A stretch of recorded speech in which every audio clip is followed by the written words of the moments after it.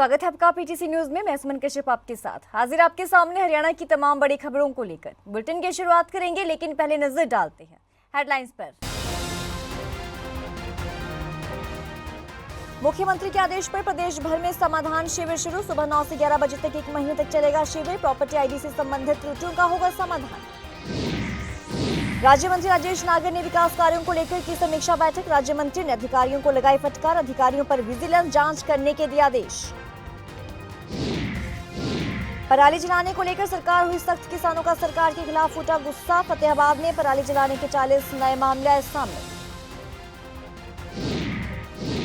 अंबाला की मंडियों में धान की आवक जोरों पर। किसान बोले नमी के नाम पर किया जा रहा परेशान। सरकार के नियमों के अनुसार हो रही खरीद, ये कहा मंडी सचिव ने।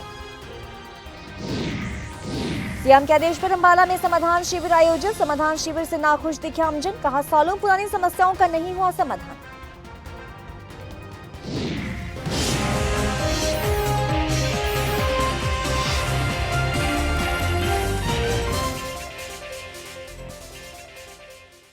और अब खबर विस्तार से। मुख्यमंत्री के आदेश पर प्रदेश भर में समाधान शिविर शुरू किए गए। प्रदेश भर के नगर निगम और नगर परिषद नगर पालिकाओं में लगाए गए समाधान शिविर तो सुबह 9 बजे से 11 बजे तक 1 महीने तक समाधान शिविर चलेगा, जिसमें प्रॉपर्टी आईडी से संबंधित त्रुटियां जो है वो ठीक करवाई जा सकती हैं। इसके अलावा स्वामित्व योजना के तहत जो दुकानदार 20 साल से किराएदार हैं और उन्हें मालिकाना हक मिलने में किसी प्रकार की समस्या सामने आ रही है, वो भी शिविर में आकर अपनी समस्या का समाधान करवा सकते हैं। देखिए, जैसे कि मैं अभी नगर परिषद थानेसर में बैठा हूँ, तो हमारे जो सरकार का ध्येय था कि समाधान शिविर हर नगर पालिका या नगर परिषद या नगर निगम में सुबह 9 बजे से 11 बजे तक लगाया जाएगा।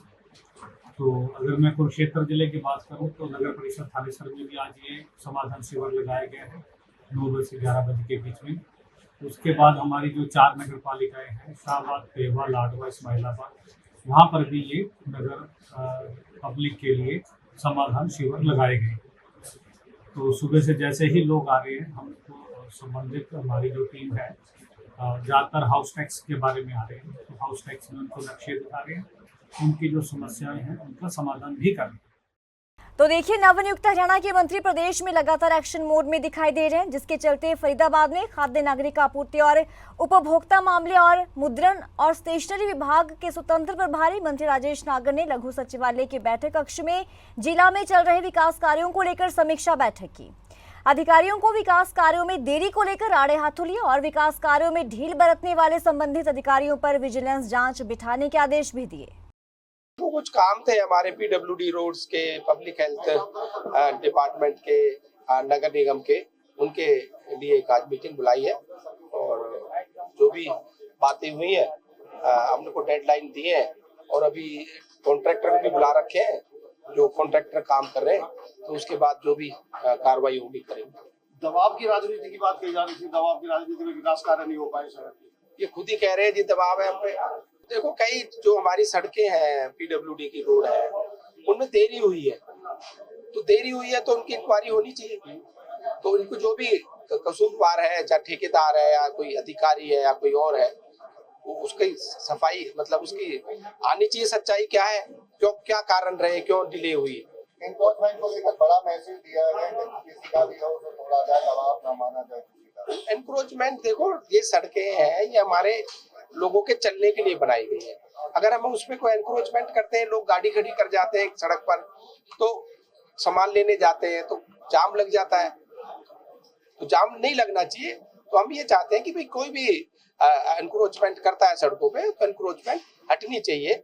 पराली जलाने को लेकर एक तरफ सरकार किसानों को सख्त रवैया दिखा रही है, तो वहीं दूसरी तरफ अब किसान भी सरकार के खिलाफ लामबंद हो रहे हैं। यमुनानगर में किसानों ने जिला प्रशासन को ज्ञापन देते हुए साफ कर दिया कि अगर किसी अधिकारी ने पराली जलाने को लेकर किसी किसान के खिलाफ कोई मामला दर्ज किया तो उसके दरवाजे पर बैठ जाएंगे। तो वहीं फतेहाबाद में अब तक पराली जलाने के करीब 40 मामले सामने आ चुके हैं। कृषि विभाग ने पराली जलाने वाले 23 किसानों पर अब तक 57,500 रुपए जुर्माना भी लगाया है। सिरसा की बात की जाए तो कृषि विभाग की ओर से ऐसे 3 किसानों पर एफआईआर दर्ज की जा चुकी है, जिन्होंने पराली को आग लगाई थी। कैथल में पराली जलाने वाले किसानों के खिलाफ जिला प्रशासन और कृषि विभाग सख्ती दिखाते हुए नजर आए। ऐसे किसानों पर कृषि विभाग जहां जुर्माना लगा रहा है तो और शिकायत देकर मामला भी दर्ज करवाया जा रहा है, लेकिन पराली फिर भी लगातार जलाई जा रही है। कि जो नवनियुक्त हरियाणा सरकार ने किसानों के ऊपर एक तुगलकी फरमान जारी कर दिया कि किसान अपने पराली के अवशेषों को ना जलाए। हम ये कहना चाहते हैं कि सरकार को कोई किसान खुशी से पराली के अवशेष नहीं जलाता, उसकी मजबूरी बन जाती है जलाना, क्योंकि उसको अगली फसल की तैयारी करनी होती है, उसके पास टाइम नहीं होता और ना ही उसके पास इसमें संसाधन है कि उन पराली के अवशेषों का निपटारा किया जा सके। पर सरकार यहाँ कर क्या रही है? सरकार कर रही है कि अगर कोई किसान पराली के अवशेषों को आग लगाएगा तो उसके ऊपर FIR कर दी जाएगी, उसके खेतों को पोर्टल के ऊपर रेड एंट्री कर दी जाएगी, उसके खिलाफ कार्रवाई कर जाएगी कि वो 2 साल अपनी फसल MSP के ऊपर नहीं बेच पाएगा। ऐसे अनेकों कार्रवाइयाँ करके उसको कोर्ट कचहरी के चक्कर में उलझा कर किसानों को अपनी खेती से वंचित करना चाहती है। हम इस कानून का जो उन्होंने ये बनाया है उसका विरोध करने के लिए DC साहब को मुख्यमंत्री के नाम ज्ञापन सौंपने आए हैं कि इसको तुरंत प्रभाव से रद्द कर दिया जाए। ये केवल नाम मात्र है। अगर हमारे पास पुख्ता संसाधन होंगे तो किसान पराली के अवशेषों को आग नहीं लगाएगा, उसकी मजबूरी है, क्योंकि उसको अपनी अगली फसल की तैयारी करनी है। अभी तक जो पराली को लेके जो हमारी जो टीमें हैं वो सारी मुस्तैद हैं और किसानों को इस बारे में हम जागरूक भी कर रहे हैं कि आप पराली का उचित प्रबंधन करें और इसमें इन सीटू और एक्स सीटू दोनों प्रकार से आप पराली का प्रबंधन कर सकते हैं। और इसके लिए जो सरकार है 1000 रुपये प्रति एकड़ के अनुसार किसान को जो राशि है वो भी उपलब्ध करवा ली है। तो इसके लिए किसान को अपने आप को जो है विभागीय साइट पर जाकर अपने आप को रजिस्टर्ड करना पड़ेगा और इसकी जो है लास्ट डेट है 31 नवंबर 2024 है। इसके साथ साथ जो किसान पराली को आग लगा रहे हैं और उनके खिलाफ भी विभाग ने एक्शन ले रहा है और अभी तक हमने जो 23 किसानों के ऊपर जो है चालान करके हमने 57,500 है जो फाइन लगाकर उनसे रिकवरी ले ली है। जिला सिरसा के अंदर जो हर्षक के माध्यम से हमें 16 पराली के जो केस प्राप्त हुए थे, पराली जलाने की घटना प्राप्त हुई थी, जिनका ट्रेस करवाया गया। मौके पे हमें 5 ही जो मौके थे उस पे हमें पराली जली पाई और उन 5 को फाइन कर दिया, जुर्माना कर दिया और लगभग 20,000 रुपये 5 को जुर्माना किया गया।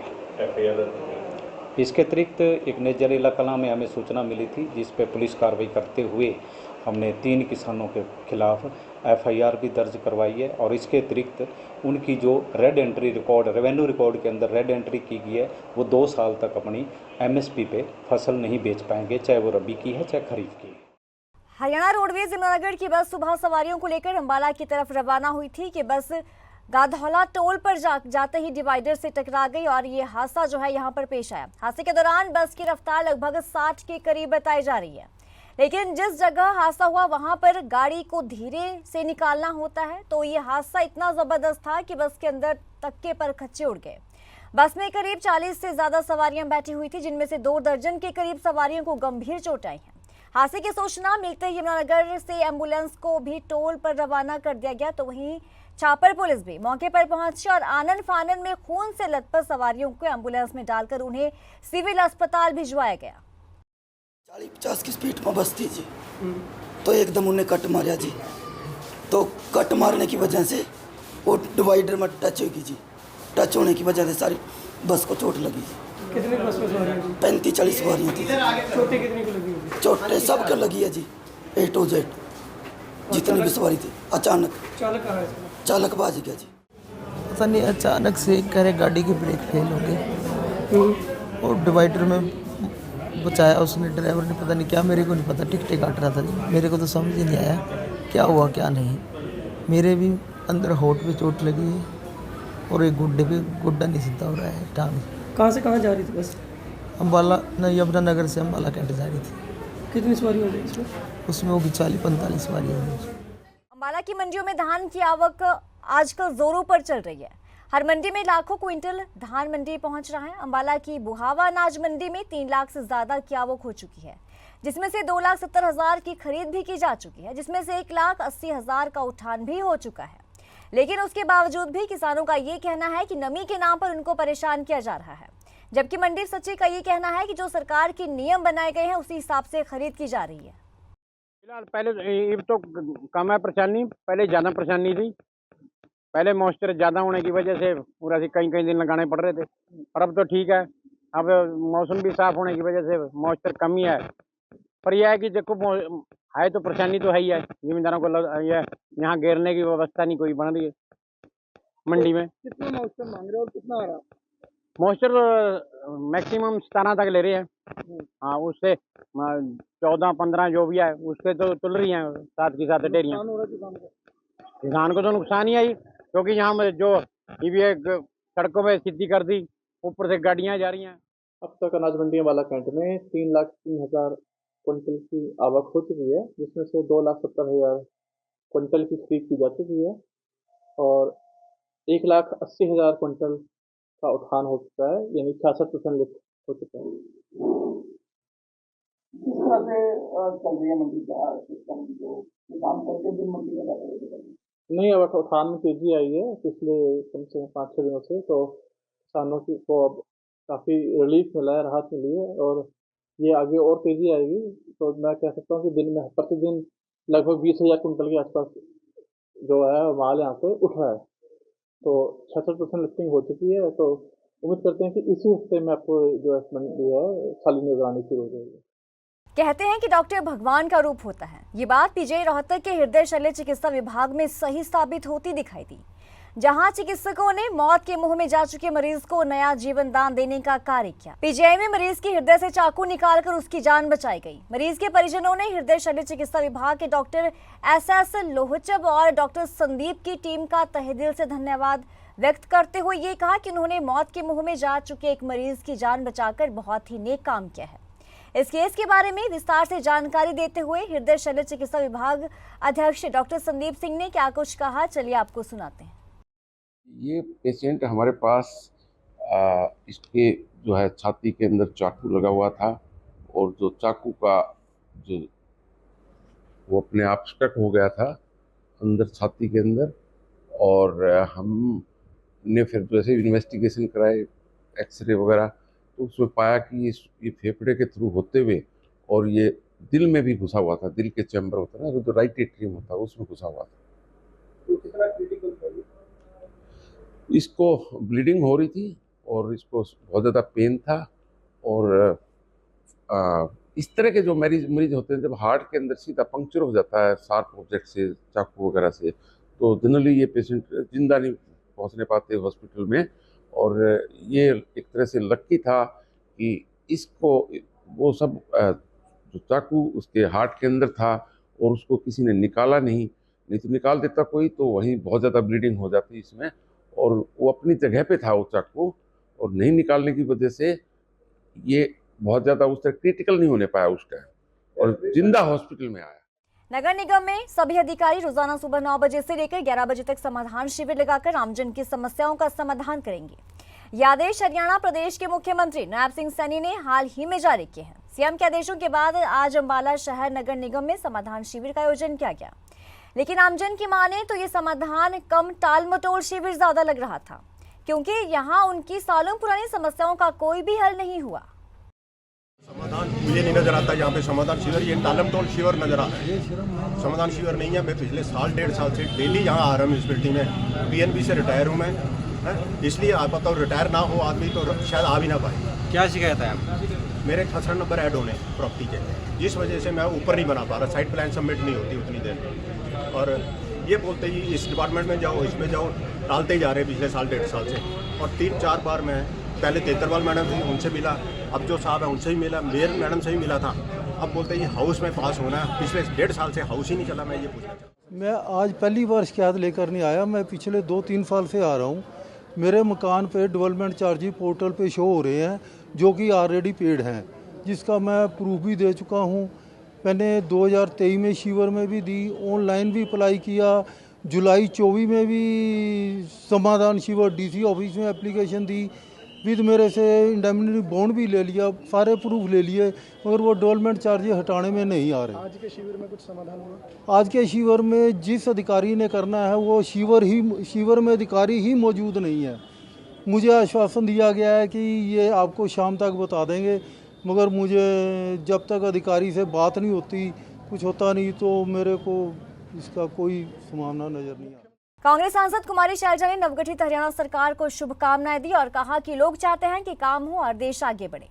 कुमारी शैलजा ने कहा कि हम यही उम्मीद करते हैं कि पीछे जो कमियां खामियां थी वो आगे पूरी की जाए और जनता की उम्मीदों पर सरकार खरी उतरे। शैलजा ने कहा कि पानीपत को भी प्रतिनिधित्व मिला है, हमें उम्मीद है कि जो भी खामियां और कमियां रह गई थी उनको सरकार जरूर आगे पूरा करेगी। और पराली तो बिल्कुल नहीं जलनी नहीं चाहिए, लेकिन कई बार मजबूरी में भी हो जाता है, तो इसको ढंग से संभल कर किसानों के साथ मिलकर वो भी करें। लेकिन जो अब देख रहे हैं गैस चैम्बर बनता जा रहा है, ये तो सबकी सेहत के लिए हानिकारक है, पूरी एनवायरनमेंट के लिए हानिकारक है।